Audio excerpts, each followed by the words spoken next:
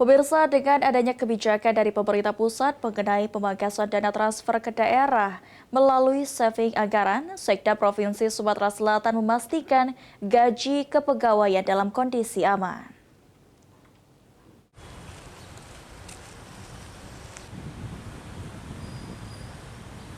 Pemerintah pusat mengeluarkan kebijakan terkait pemangkasan dana transfer ke daerah TKD pada APBN tahun 2026 mendatang.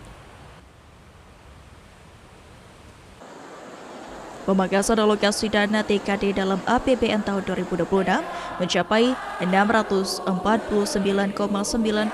triliun atau mengalami penurunan hingga 269 triliun dibandingkan alokasi APBN tahun 2025 sebesar 919,87 triliun. Oleh Gubernur ridho dari Allah SWT. Marilah bersama-sama kita mengangkat kedua tangan kita untuk berdoa bersama. Sekretaris Daerah Provinsi Sumatera Selatan Edward Chandra mengatakan melalui saving anggaran, gaji kepegawaian di lingkungan pemerintah Provinsi Sumatera Selatan dalam kondisi aman. Lantaran menurut Edward Chandra, gaji kepegawaian menjadi prioritas, terdiri dari pegawai ASN maupun P3K dengan penggunaan anggaran sekitar 30% dari APBD Provinsi Sumatera Selatan.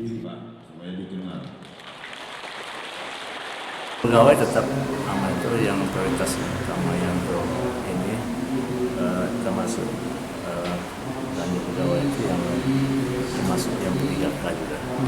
Berapa persen Pak perkiraan kalau untuk pegawai sendiri? Ya sekitar 30%. Sementara menurut Edward, dengan adanya pengurangan dana transfer daerah, pemerintah provinsi melakukan penyesuaian anggaran belanja dan perencanaan kegiatan perangkat daerah di tahun 2026. Eki Saputra, PAL TV.